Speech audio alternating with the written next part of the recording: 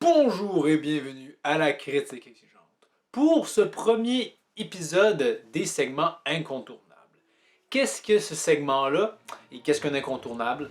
Dans le fond, c'est une œuvre d'art, que ce soit un jeu vidéo, une série de films, un film, une série TV ou un animé, qui j'ai regardé il y a quand même assez longtemps et que ça a su traverser le temps. J'y reviens toujours, que ce soit à chaque année, chaque 3 ans, chaque 5 ans. C'est des œuvres que je prends plaisir à re-regarder de nouveau, et c'est pas le cas quand même pour toutes les œuvres, et qui ont fait la démonstration que ce sont des incontournables pour moi. J'y reviens sans cesse, ça me plaisait dans le passé, ça me plaît maintenant, et ça va assurément me plaire dans le futur. Donc le premier incontournable dont je vous parle, c'est Justice League. Mais pas le film, et non pas non plus la Snyder Cut.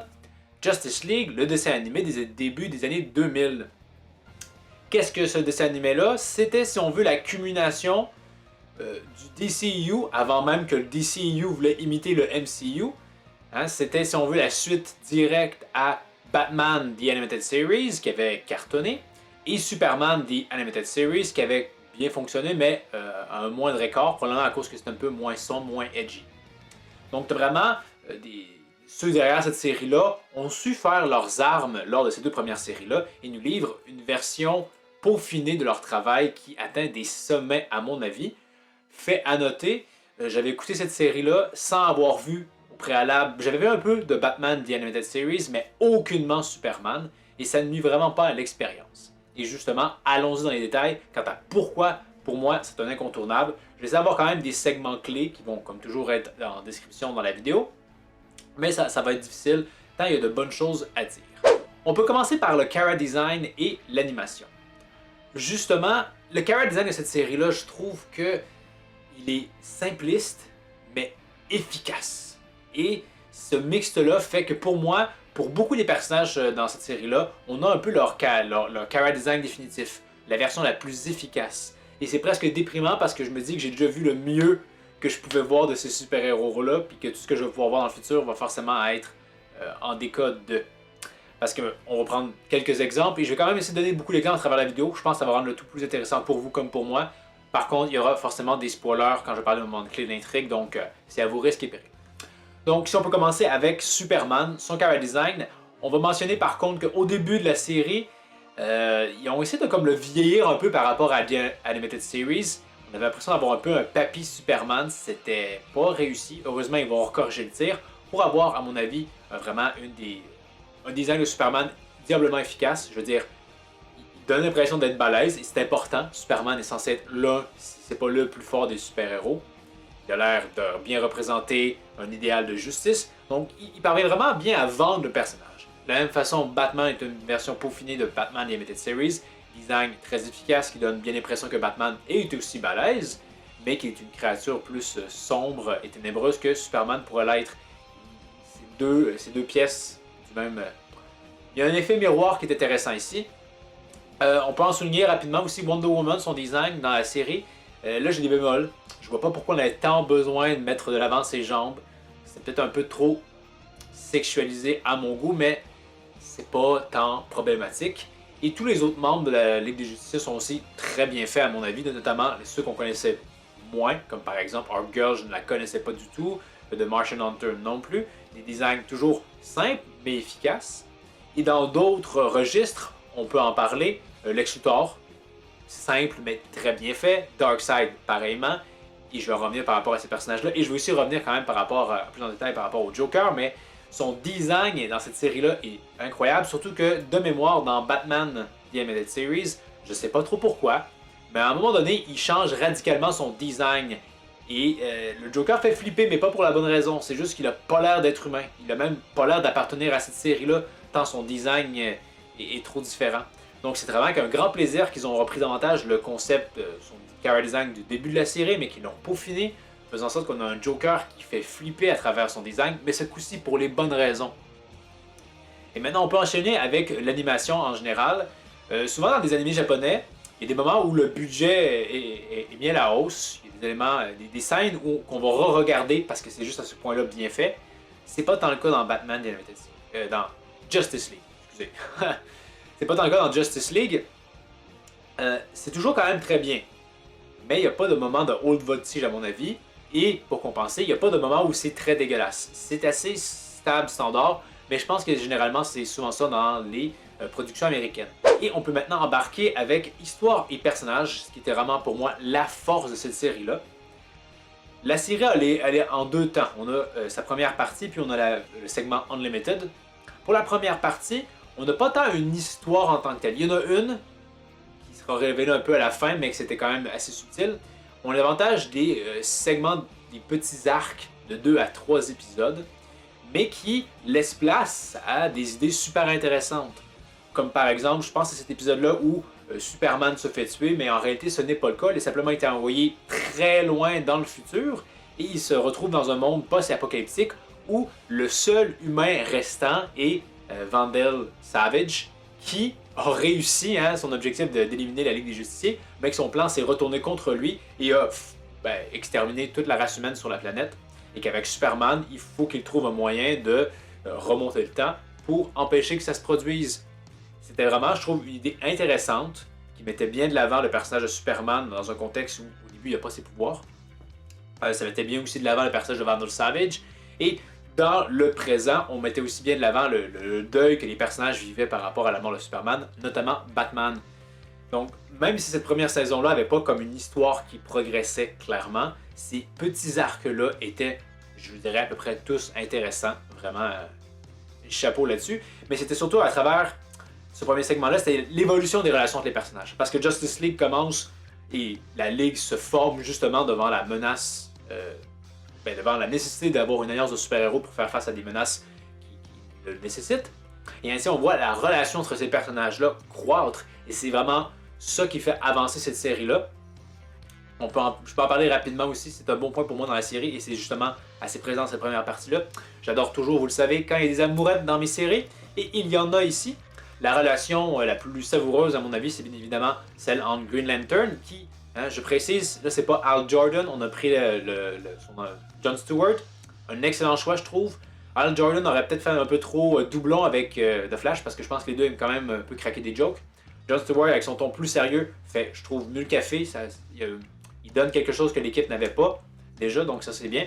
Donc justement, la relation entre Green Lantern et Arc Girl et on la voit naître, et contrairement aux animés, c'est pas juste mis en surface, et mais est-ce qu'ils s'aiment vraiment? Non, c'est clairement dit, énoncé. Donc voir cette relation-là prendre du jeu, c'est super intéressant. De la même façon, on a aussi la relation entre Batman et Wonder Woman, qui est intéressante. Pas autant poussée, mais elle est quand même avérée, là. On n'a pas à se demander, est-ce qu'ils s'aiment? Non, non, ça aussi c'est quand même assez clairement établi. Donc ça c'est pour les 2 premières saisons, je pense. Après coup, dans Unlimited, c'est davantage du épisode en stand-alone, mais il y a une grande intrigue derrière tout ça, et qui est quand même assez intéressante. Et à travers ça, on va mettre de l'avant des personnages, honnêtement, que je ne connaissais pas, et ça va les rendu quand même assez intéressant, comme par exemple The Huntress, Green Arrow ou The Question, qui sont un peu des sous-héros, mais qui sont bien mis en avant par le récit, honnêtement, à ce niveau-là.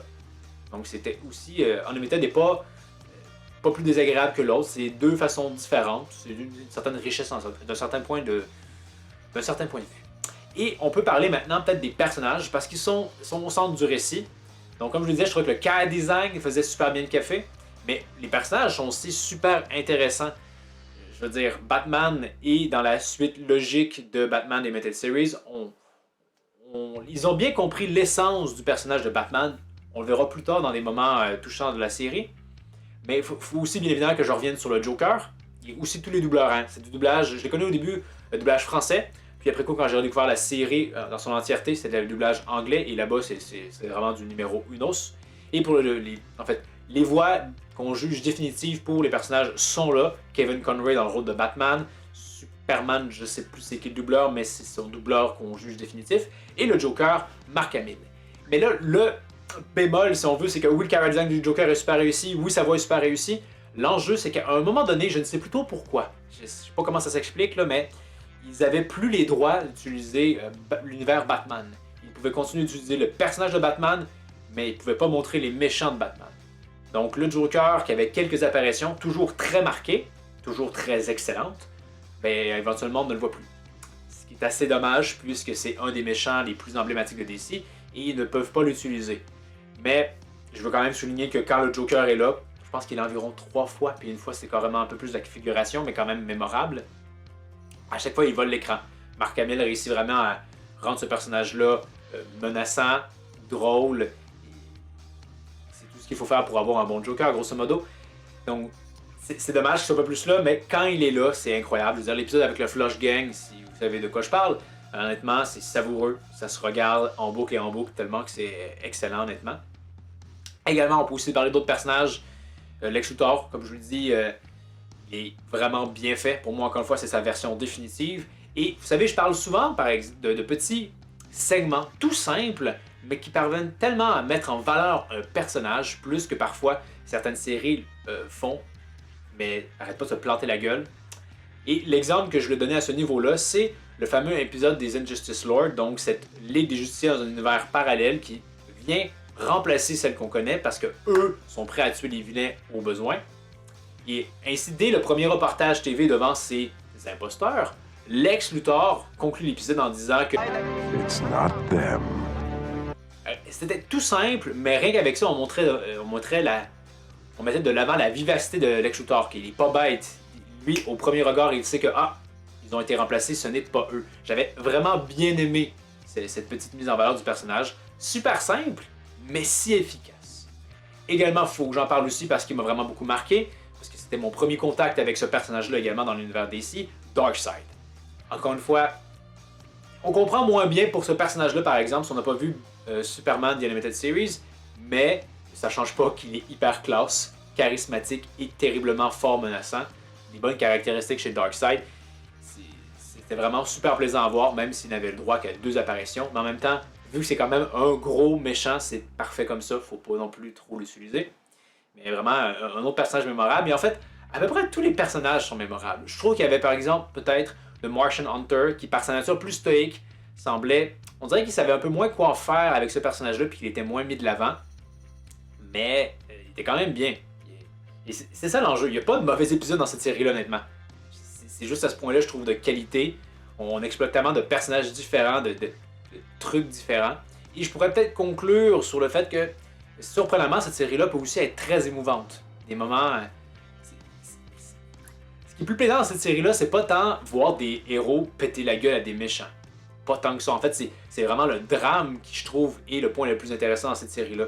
Ça me bottait quand j'étais jeune et ça me botte encore plus maintenant que je suis adulte. Et justement, j'ai envie de parler de quelques-uns de ces moments-là touchants. Donc encore une fois, si vous n'avez pas vu les épisodes, je vais vous spoiler à fond la caisse. Donc allons-y avec la première, parce qu'il y en a 2, mais la deuxième est vraiment moins touchante que la première. Donc la première mort de Solomon Grundy. C'était assez inattendu. On s'attendait pas à ce que ce personnage-là, bêta, puisse nous émouvoir. Mais le jumelage qu'ils font à la toute fin avec Hawkgirl est super intéressant. Parce que Hawkgirl a toujours été un peu la bête sauvage de la Ligue. Et ainsi, la mettre avec une vraie bête sauvage qu'est Solomon Grundy, c'était bien, hein? Elle a l'apparence douce. Solomon, lui, est en fait, au final, est un gros nounours. Et c'est bon leur échange entre les deux. Faisant en sorte que quand il décède, on sent que ça impacte vraiment Hawkgirl et qu'à travers ça, elle a quand même su évoluer. C'était vraiment très touchant comme passage. Autre passage, peut-être un peu plus lambda, mais qui, moi, m'avait vraiment bien touché. C'est l'épisode où une partie de la Ligue est prisonnière d'une ville des années 50, où une autre Ligue, un peu dans les styles Super Friends, est présente. Mais on se rend compte qu'éventuellement, toute cette ville-là et cette Ligue-là est en fait que le produit d'un enfant qui a muté. C'est juste ses projections, c'est un peu sa façon d'échapper à sa dure réalité. Mais que, éventuellement, la Ligue des Super Friends va justement devoir le battre pour sauver la Ligue qu'on connaît, provoquant ainsi, bien évidemment, leur mort, parce que si le responsable de l'illusion est défait, ils vont aussi disparaître. Et ce sacrifice-là était quand même assez touchant, très bien fait, honnêtement. D'autant plus qu'à la fin de l'épisode, et j'en frissonne un peu, la discussion entre Hawkgirl et Green Lantern, qui en plus vient solidifier justement leur relation, je la trouvais vraiment super intéressante d'avoir un Green Lantern qui se sent triste, mais essaie un peu de se dire qu'il ne devrait pas l'être. Il n'était pas réel. Mais Hawkgirl de lui répondre que le sacrifice qu'ils ont fait, lui, il était bien. C'est vraiment, je trouve, un passage assez intéressant qui devait justement rappeler à nos héros qu'ils seront peut-être appelés un jour à faire le même genre de sacrifice. Le sacrifice ultime du héros. autre segment, l'avant-dernier, parce qu'il y en a tellement, je pourrais parler bien trop longtemps là-dessus, c'est bien évidemment la séparation, le départ de Hawkgirl de la Justice League, surtout son échange à la fin avec Green Lantern. Comme je vous disais, les 2 premières saisons, on ne savait pas qu'au final ça culminait, sans qu'on le sache, vers l'invasion du peuple de Hawkgirl sur Terre. On avait plus l'impression que ça culminait vers la concrétisation de la relation entre Green Lantern et Hawkgirl. Donc voir que tout ça s'effondre, c'est vraiment super triste. Et leur dernier échange, où au final aucun n'est vraiment en colère contre l'autre, mais qu'ils savent que il faut qu'ils prennent des distances. C'était vraiment brise-cœur, c'était savoureux comme scène, super bien. Et le dernier segment que je parle, et que j'en ai parlé aussi, un des segments clés pour moi pour Batman, c'est je pense le dernier épisode de la saison 4, qui fait un parallèle avec Batman Beyond, parce que je pense que la série allait bientôt débuter, donc ça fait un peu de tremplin pour cette dernière. On a le droit à un flashback de Batman, où ce dernier se porte volontaire pour aller assassiner Ace, parce que cette dernière va bientôt avoir une rupture d'anévrisme, si je dis pas de bêtises, et vu ses pouvoirs psychiques, ça pourrait foutre le bordel. Donc il est appelé à la neutraliser avant que ça se produise. Sauf que Batman démontre encore une fois qu'il est l'un, si c'est pas le plus grand des super-héros, parce qu'il parvient à ses fins, mais sans avoir à la tuer. Donc tout ce qu'on a, c'est un Batman qui vient rencontrer une jeune fille qui, comme lui jadis, n'a pas eu le droit à l'enfance qu'un enfant devrait avoir. Et sans aucune forme de violence ou d'intimidation, simplement avec de l'empathie, il parvient à désamorcer la situation, à offrir du réconfort à cet orphelin comme lui l'a été. C'était vraiment une scène très touchante et qui, si on devait faire un top 10 des moments les plus Batman-esques, assurément ça serait là. Ça capture bien l'essence du personnage. Batman ne tue pas, il va trouver une alternative.